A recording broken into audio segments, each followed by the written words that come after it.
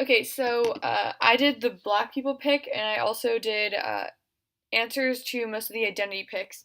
So I'm gonna do the pick first, black people pick. So here's what it is.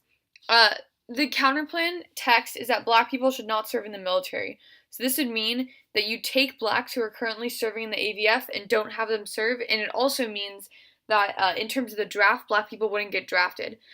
It says instead of increasing funding to the armed forces, like I guess the AF would do, the government should reinvest in black communities at home. So it's kind of like a two-pronged pick if you think about it. It's one, blacks don't serve in the military, two, reinvest in black communities at home.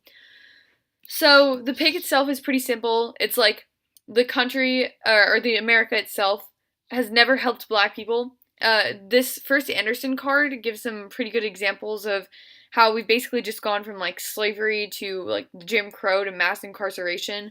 And it says, or here's the line exactly: slavery was replaced with mass incarceration.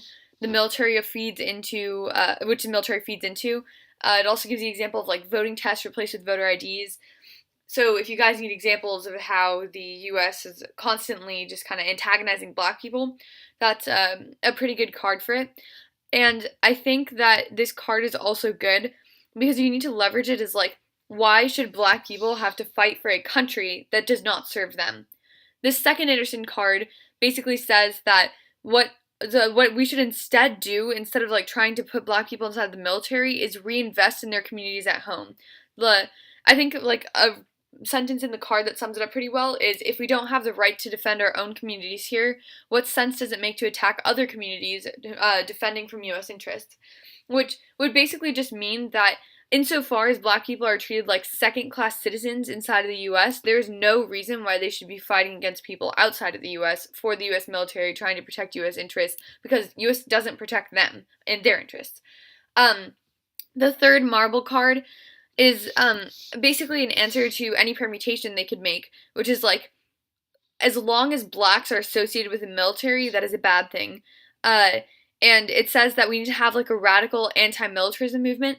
They could also like try and leverage this as like a solvency deficit, for example, where they could be like, well, you still kind of support the military by implicitly having like white people serve and stuff like that. You need to really get clear on this card, and I'd suggest highlighting it yourself and being like, no, what our evidence says is that black people serving in the military is a bad thing because this is white people's war, and black people need to have the ability to do things at home and like fundraise or like reinvest in their communities at home and help their communities at home, and putting them in the military and drafting them distracts from that. And so it basically says that we need to try and reject the military in every instance especially involving black people, in order to be able to rise up against the racial institution that is America, the racist institution that is America. And I would also say that even if they try and leverage that solvency deficit, you could just be like, no, our argument is instead, inside of the card, that black participation in the military is a bad thing, even if the military does implicitly exist, or like it would, like the pick implies that the military may exist. The argument isn't that the military is a good thing, and nor is this an endorsement of the military. All we're saying is that we shouldn't have the military or black people serve in the military. You got to get clear on, you're not endorsing the military in any way. And then the last card, is the Stevenson card, which is an answer to the answers that they'll make, which is like, well, having black people in the military is key to ensuring equality. And this gives the example of the Double V campaign, which was something during World War II that black people launched, which was like, we should have victory over fascism abroad and victory over racism at home. And this campaign ultimately ended up failing. The second example of the card about why any chance to use the military as a way to gain equality for black people has ultimately ended up failing. It gives the example of the GI Bill as a second example, that the GI Bill, even though it was meant to like help black people and like black veterans and like every type of veteran, it ended up only helping white people, really. I'm running a little short on time, so I want you guys to write, if you're going to read this pick, an overview to a hedge aff, where if they were like, yeah, let's go beat up some third world nations, overview as to why the pick is better. And you can also be able, like, we solve their offense, which means that you can get rid of things like the marble card, because you could be like, we solve their offense by not, like, taking away any, like, crucial part of the military. We still have the military. For an adventurism math, you could be like the marble card, we spill over, cause resistance movements against it. And I want you to write an overview for that one too. Answers to the perm, about only, so they might make a perm, which is like, we should only get rid of black people in the AVF, solves back most of your offense. There's only like 2 black people, who would end up getting drafted anyways. I wrote out a quick extension of the marble card and how any endorsement of the military or having blacks associated with the military is a bad thing. Perm do both we went over, and key to inclusion we also went over. Okay, now AF answers.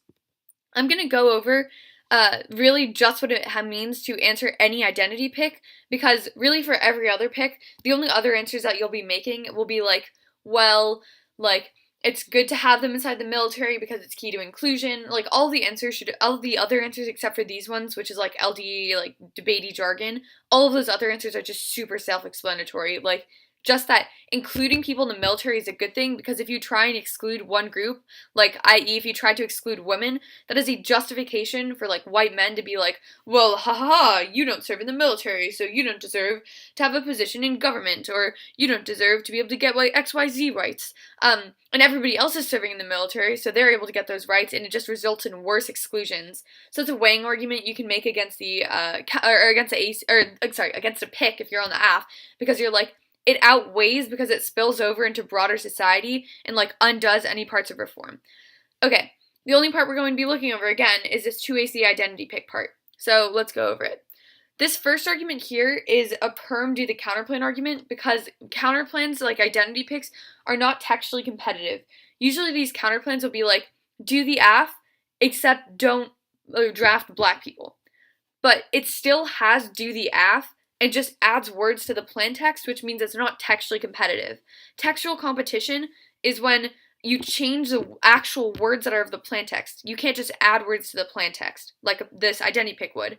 Functional competition, which is what the counterplan is, or the pick in their case, is when it ends up the policy that is enacted in the AF world and the policy enacted in the neg world are 2 different things. Which means that a pick that just adds words to the plan text, do the AF plus accept black people, accept women, accept trans people, that is not textually competitive. And it gives a few reasons why it's good to have why it's good to look at functional competition and why it's good to look at textual competition, not functional competition. The first warrant for that is that the plan text has only a certain amount of words, but functional competition opens the floodgates to so many different types of counterplans.